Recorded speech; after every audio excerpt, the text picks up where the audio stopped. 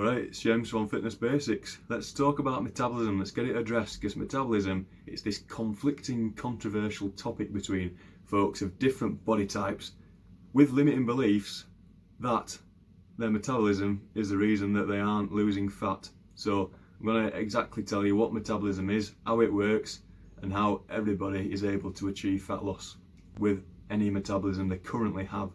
Now, your metabolism is not dead and it can't be kick-started. Metabolism is about the chemical reactions that take place in your body. In the context of fat loss, metabolism is the process of converting food and drink into energy. Now, vast majority of us for fat loss, we're going to strive for a greater metabolism, for it to be the best that it can be. This allows us to utilise more energy, it allows us to be more efficient with energy that we're giving ourselves so that we can essentially use it up or burn it off before it turns into stored energy. Folks with poor or slow metabolisms have a bit of a difficulty using up and being efficient with their energy, and it just turns to stored energy. That's all it is. So people who lose fat and come down in weight, when the metabolic rate adapts, and then now this person with leaner muscle and less fat, it's so important for your metabolism at that stage to still be at its best so that it stops you from rebounding and gaining fat. So I'm going to tell you 2 factors that you're unable to control in metabolism. Then I'm going to tell you 4 factors that affect the efficiency of your metabolism, and I'm going to tell you how you're able to change what you can control to make your metabolism greater. The first factor influencing metabolism you're not able to change is your genetics. That caters for your musculoskeletal system and your bone length and bone density.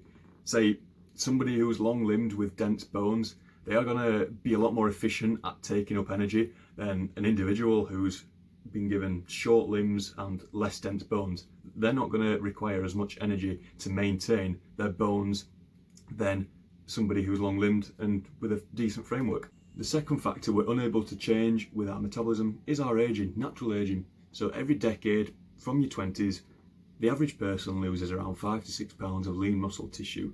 So we just don't want that to be a limiting belief as to why we still cannot lose fat once we get into our 50s, 60s, 70s. So I'm going to now take you through the 4 key factors that determine the efficiency of our metabolism and how we can work on improving that.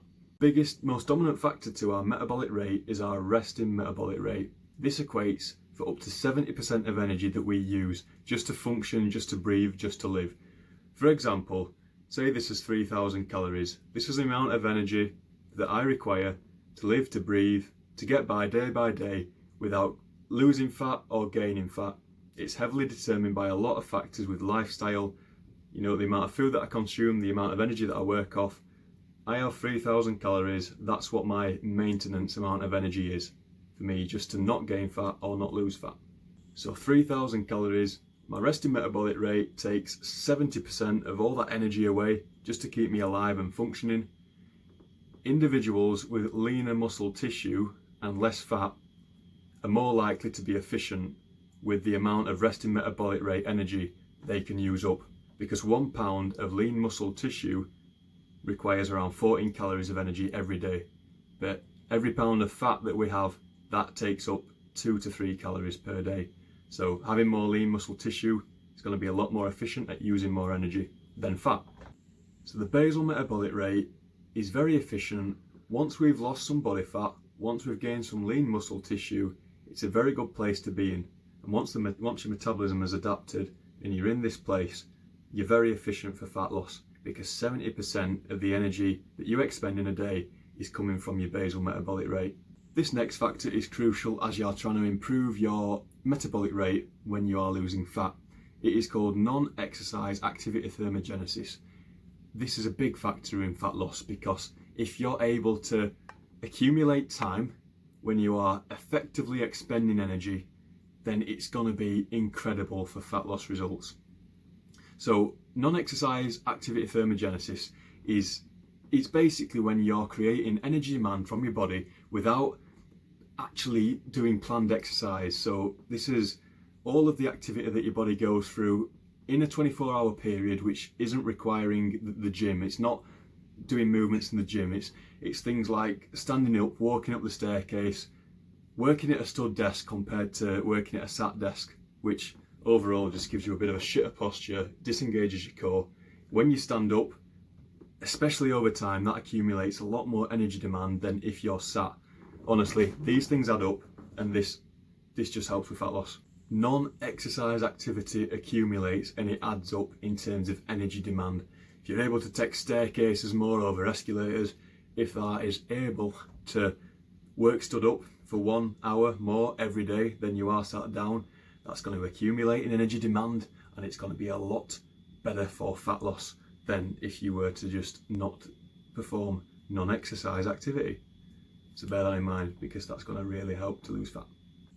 When people age, there is a correlation between them aging and activity declining.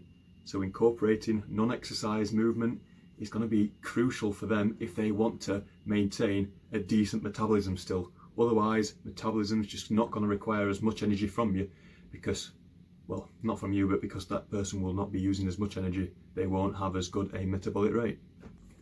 The penultimate component that affects our metabolic rate and the amount of energy that we even have in a day, it's our thermic effect of food.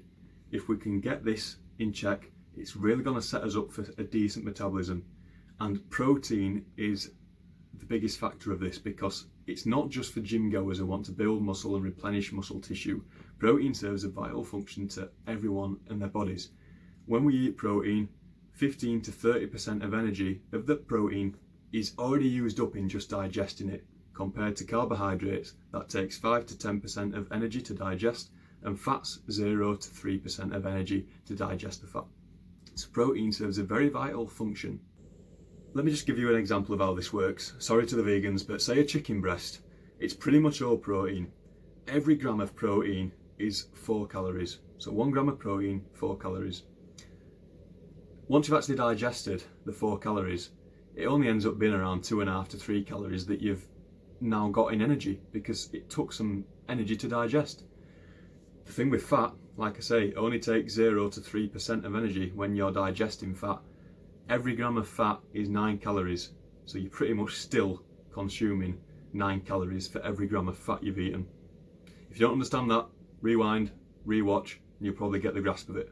The final component that affects our energy expenditure, I've just said it, the final component that affects our metabolism is energy expenditure. So an hour gym session is only 8% of our day. Somebody can have a really good hour gym session, compound movements that create a lot of muscular stress, that create a lot of energy demand when recovering. That's okay, but if that person is sat down and sedentary, if they're commuting, if their work sat down, that 8% of the day is all they're really getting in, like consciously for the fat loss, compared to somebody who just may do a physical active job, who doesn't go to a gym, but they are being so much more effective at creating energy demand from the body because they're stood up, they're working, and they're consciously being more physically active. That's what it really all boils down to with fat loss. It all depends on lifestyle, there's many factors that come into it, and this is just how it affects our metabolic rate. So I hope you've learned a couple of things on the metabolic rate, I'm sure you have. Look out for the next videos where I'm going to discuss more topics in fitness, fat loss. I'll look forward to seeing you next time. Take care, ta-ra.